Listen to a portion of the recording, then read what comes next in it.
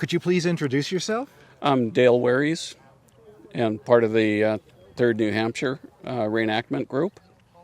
How did you get involved in reenacting, Dale? Actually, my neighbor asked for volunteers for the parade and reenactment in Bothell. They used to do a reenactment of Concord and Lexington, which is similar to what we're trying to represent here as part of the militia. Are you representing any particular individual? No, I'm not. I'm just trying to represent a typical civilian that would be a part of the militia. Anybody that was age 16 to 60 was considered in the militia.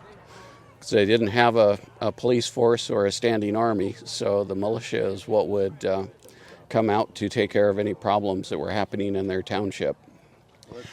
What do you hope your viewers are going to learn from your representation? Well, what we try and do is do as accurate a representation as we can.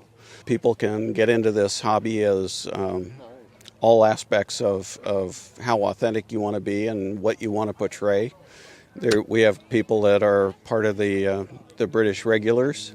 We have militia, and we also have people that do the Continental Army. And so there's a lot of different aspects that you can get into. About how much would an outfit like the one you're wearing cost an individual? It depends. The one I'm wearing, actually, my wife and I pretty much made most of it. And so the expense wasn't very high. It's just fabric and a little time.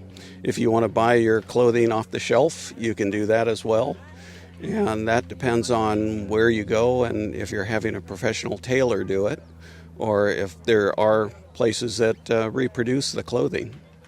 And it's more clothing than it is costumes. So that's part of one of the differences you can do if you want to be a little more accurate. How many years have you been doing this? I don't want to think about that. Probably way too long. Probably close to 30 years. Remind me, what unit do you represent here at the Colonial Festival? It's the 3rd New Hampshire militia unit. And so we're part of the units that are coming up. This is something I've just joined up with them, so I haven't got all of their company details down to memory yet, but it's a lot of fun. Forgive me for asking if I've asked. How many years have you been doing this? Probably about 30 years, so a long time.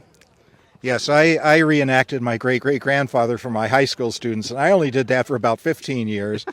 And that off-the-shelf outfit of a Union private was about $500. Yeah. So at that time. Yeah, you could spend, $500 to $1,000 if you want clothing, if you want fairly accurate clothing. It's one of those things you've got it and it lasts for a long time.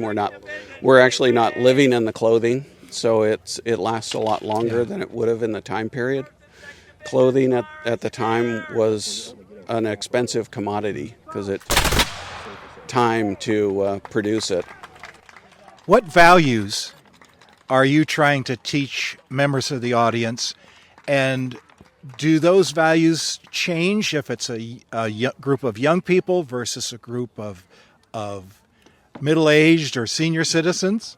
No, I think it's pretty much the same. It's one of the things we try and instill is don't believe what your history teacher told you, because I know you've been a history teacher and you may have been taking things out of history books, but it may not have been accurate.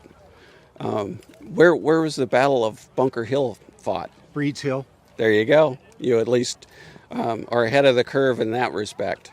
Now, I thought as a teacher to go well above and beyond to make sure that what I was actually teaching my students literally was the most accurate information that I could give them, warts and all. Yep. So I love the United States, but I think I had an obligation to point out when mistakes were made so that we don't make those mistakes again.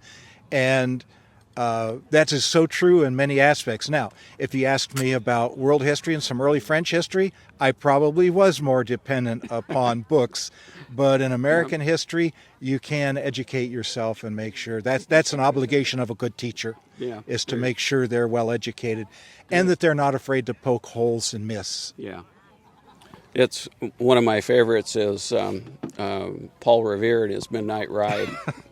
It's a wonderful story, and it bodes well with a poem that goes along with it. Midnight Ride. Come listen, my children, and you shall hear of the Midnight Ride of Paul Revere. On the 18th of April of 75, hardly a man is alive that remembers that day and that year. Yeah. That's it. Yeah, it's one of those things. How do you rhyme with Jeffrey Dawes? And, of course, the fun thing about that is that nobody would have said the British are coming. Right. It would have been the redcoats are coming. Or the regulars. The regulars are coming. The lobsterbacks are coming. Yeah. But not because the colonists were British. We were British. Yeah. We were all British. And one of my favorites, if you want people to research something, one of the longest rides of that night was done by Sybil Luddington. And she was a teenage girl that was the daughter of a captain of the militia.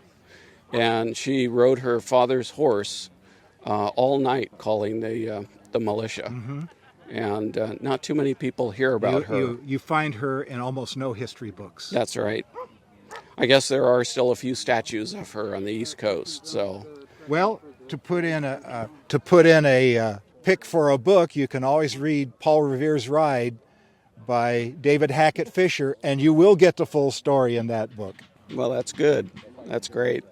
Are there any last thoughts that you'd like to add to the audience? I just think if you're interested in history, this is a great way to learn, and come out and try it out. And it's one of those things that's also been described as experimental archaeology. You know, most people take for granted lights in the middle of the night. Right. You know, how do you light a candle in the middle of the night? So try it sometime. Yeah. Okay. Well, thank you, Dale.